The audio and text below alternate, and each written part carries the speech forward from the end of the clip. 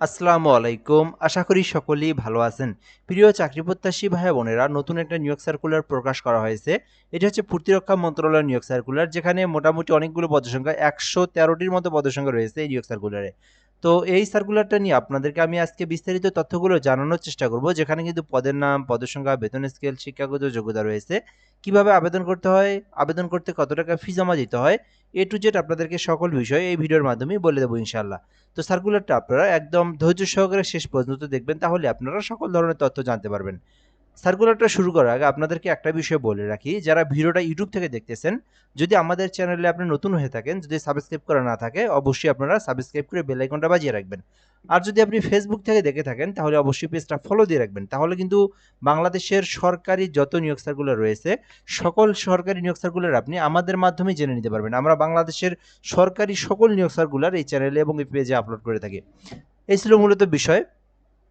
তো এখানে বলা হয়েছে, প্রধান প্রশাসনিক কর্মকর্তার কার্যালয়ে প্রশাসনিক আওতাধীন সশস্ত্র বাহিনীর সদর দপ্তরের আন্তঃবাহিনী সংস্থাসমূহের সাংগঠনিক কাঠামোভুক্ত রাজস্ব খাতভুক্ত নিয়োগ সার্কুলার। অর্থাৎ এখানে বলা হয়েছে যে এটা কিন্তু প্রতিরক্ষা মন্ত্রণালয়ের রাজস্ব খাতভুক্ত নিয়োগ সার্কুলার। এখানে বলা হয়েছে আরেকটা বিষয়, বাংলাদেশের প্রকৃত নাগরিকরা আবেদন করতে পারবেন। মানে বাংলাদেশের যে কোনো জেলার যে কোনো প্রার্থী, ছেলে হোক মেয়ে হোক, উভয় প্রার্থীরাই কিন্তু আবেদন করতে পারবেন। আর এখানে বলা হয়েছে যে অনলাইনের মাধ্যমে আবেদন করতে হবে। এগুলো কিন্তু খুব গুরুত্বপূর্ণ বিষয়। তো এটি হচ্ছে আপনার প্রধান প্রশাসনিক কর্মকর্তা কার্যালয়ের প্রশাসনিক আওতাধীন সশস্ত্র বাহিনীর নিয়োগ সার্কুলার, যেখানে সরকারি স্থায়ী রাজস্ব খাতের নিয়োগ সার্কুলার, এবং বাংলাদেশের যে কেউ অনলাইনের মাধ্যমে আবেদন করতে হবে। ঠিক আছে, এটা খুবই একটা গুরুত্বপূর্ণ বিষয়। তো এখানে প্রথম পদের নাম সহকারী অধীক্ষক, যেখানে 13 গ্রেডে নিয়োগ দেওয়া হয়েছে। মোট একটি পদ রয়েছে এখানে। শিক্ষাগত যোগ্যতা চাওয়া হয়েছে কোনো স্বীকৃতি বিশ্ববিদ্যালয় হইতে স্নাতক অথবা ডিগ্রি। অর্থাৎ আপনারা যারা অনার্স পাস করেছেন অথবা আপনারা যারা ডিগ্রি পাস করেছেন, তাহলে আপনারা আবেদন করতে পারবেন।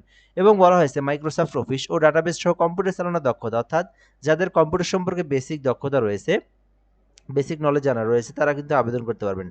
2 নম্বর পদের নাম ষাট লিপিকার কাম কম্পিউটার অপারেটর। 13 গ্রেডে নিয়োগ দেওয়া হয়েছে একটি পদে। শিক্ষাগত যোগ্যতা চাওয়া হয়েছে অনার্স পাস অথবা ডিগ্রি পাস, এবং আপনাদেরকে কম্পিউটার টাইপের যে স্পিড যেটা হচ্ছে ষাট লিপিকার কাম কম্পিউটার টাইপের স্পিড যেটা, ওইটা থাকলে আবেদন করতে পারবেন। এছাড়াও রয়েছে কম্পিউটার অপারেটর। 13 গ্রেডে 4টি পদে নিয়োগ দেওয়া হবে। যারা অনার্স পাস করেছেন, ডিগ্রি পাস করেছেন, সায়েন্সের সাবজেক্ট থেকে, সায়েন্সের ডিপার্টমেন্ট থেকে, তারা আবেদন করতে পারবেন। এরপরে রয়েছে উচ্চমান সহকারী, যেখানে 12টি পদ রয়েছে। দেখেন, এটা কিন্তু মোটামুটি বড় একটি পদ, যেখানে বলা হয়েছে যে স্নাতক অথবা ডিগ্রি, মানে অনার্স পাস করেছেন অথবা ডিগ্রি পাস করেছেন, উচ্চমান সহকারী পদে আবেদন করতে পারবেন। 60 মুদ্রাক্ষরিক 14 গ্রেডের 5টি পদ রয়েছে। যারা অনার্স ডিগ্রি করেছেন, তারা কিন্তু এই 14 গ্রেডের 60 মুদ্রাক্ষরিকে আবেদন করতে পারেন। এছাড়াও রয়েছে নকশাকার গ্রেড 3, যেখানে কিন্তু বলা হয়েছে যে উচ্চ মাধ্যমিক এইচএসসি পাস করেছেন যারা, ড্রাফটসম্যানের কোর্স করা রয়েছে, আবেদন করতে পারবেন। ড্রাইভারও নিয়োগ দেওয়া হবে 2টি পদে, যেখানে বলা হয়েছে যে শুধুমাত্র এসএসসি পাস করেছেন এবং ড্রাইভিং লাইসেন্স থাকলে আপনারা ড্রাইভার পদে আবেদন করতে পারবেন।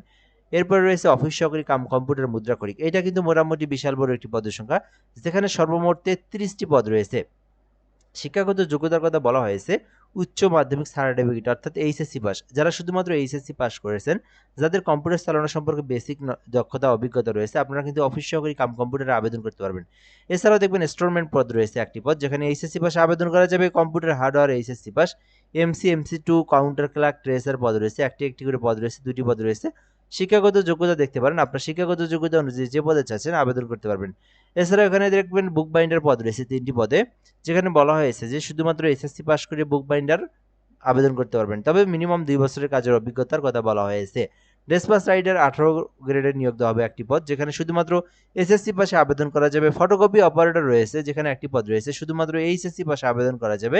এছাড়াও দেখবেন অফিস সহকারী রয়েছে, এটাতে কিন্তু কোনো অভিজ্ঞতার প্রয়োজন নেই, শুধুমাত্র এসএসসি পাস করলেই অফিস সহকারী পদে আবেদন করা যাবে, যেখানে মোট 23টি পদ রয়েছে। যারা শুধুমাত্র এসএসসি পাস করেছেন, অফিস সহায়ক পদে আবেদন করতে পারবেন। এছাড়াও এখানে বাবুর্চি পদ রয়েছে 2টি, যেখানে শুধুমাত্র 8ম শ্রেণী পাশে আবেদন করতে পারবেন। এছাড়া সহকারী বাবুর্চি, মেস ওয়েটার, নিরাপত্তা প্রহরী, মালি গার্ডেন, পরিচ্ছন্নতা কর্মী, সবগুলো শুধুমাত্র 8ম শ্রেণী পাস করে আবেদন করতে পারবেন। তাহলে এই সার্কুলারের মধ্যে 2টি বড় পদ রয়েছে। একটা হচ্ছে অফিস সহায়ক পদ রয়েছে, শুধুমাত্র এসএসসি পাশে আবেদন করা যাবে, এটাতে কোনো অভিজ্ঞতার প্রয়োজন নেই। আরেকটা হচ্ছে কম্পিউটার অপারেটর, যেখানে শুধুমাত্র এইচএসসি পাশে কম্পিউটার অপারেটর আবেদন করা যাবে। আর বাকিগুলো ছোট ছোট পদ, আপনারা আপনার শিক্ষাগত যোগ্যতা অনুযায়ী আবেদন করতে পারবেন। আবেদন করতে যে বিষয়গুলো গুরুত্বপূর্ণ, 18 হতে 32 বছর পর্যন্ত সময় রয়েছে এই আবেদনের। যারা 18 হতে 32 বছর বয়স, তারা আবেদন করতে পারবেন। কিভাবে আবেদন করবেন, আবেদন শুরু শেষ এই বিষয়গুলো খুবই গুরুত্বপূর্ণ। আবেদন করতে একটা লিঙ্ক দেখতে পারতেছেন dcdteletalk.com.bd, এই লিঙ্কের মধ্যে প্রবেশ করে আবেদন করতে হবে। আবেদন এখনো শুরু হয় নাই, 21শে জুন থেকে আবেদনটা শুরু হবে, চলমান থাকবে একেবারে জুলাই মাসের 15 তারিখ পর্যন্ত। এবং আবেদন করতে এই লিঙ্কের মধ্যে প্রবেশ করে সকল তথ্য পূরণ করে আবেদন করবেন এবং 1 থেকে 13-র মধ্যে আবেদন করলে 112 টাকা জমা দিতে হবে এবং অফিস সহায়ক নিচের পদ যে কোনো একটা 14 থেকে 24-এর মধ্যে যে কোনো একটা পদে আবেদন করলে 56 টাকা জমা দিতে হবে এবং দেওয়ার প্রসেসটা হচ্ছে ডিসিডি স্পেস ইউজার আইডি, এই যে টেলিটকের সিম নাম্বারে সেন্ড করে দিবেন, পিন নাম্বার দিয়ে টেলিটকের নাম্বারে সেন্ড করে দিলে আপনার পেমেন্টটা হয়ে যাবে। যেহেতু আবেদন শুরু হয়নি, আবেদন যখন শুরু হবে তখন আরেকটা ভিডিওর মাধ্যমে আমি আপনাদেরকে সেই প্রসেসটা দেখায় দেবো, আবেদনের প্রসেসটা দেখায় দেবো, যেটা হচ্ছে 21শে জুনের পরে আবেদনটা শুরু হবে। এই নিয়োগ সার্কুলারের পিডিএফটা কেউ পেতে চাইলে কমেন্ট করে পিডিএফ লিখতে পারেন, রিপ্লাই দিয়ে পিডিএফটা দিয়ে দেওয়া হবে ইনশাল্লাহ।